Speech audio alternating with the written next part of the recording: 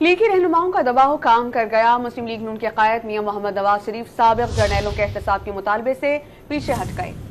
سابق وزیر اعظم کی وطن واپسی کے سلسلے میں قانونی رکاوٹیں دور کرنے کی ذمہ داریاں شہباز شریف کے سپرد کر دی گئیں۔ مریم نواز نے عہدیداران کے ساتھ مل کر استقبال کی تیاریاں شروع کر دیں۔ میاں نواز شریف کا وطن واپسی سے قبل سعودی عرب، متحدہ عرب امارات اور قطر کا دورہ متوقع ہے۔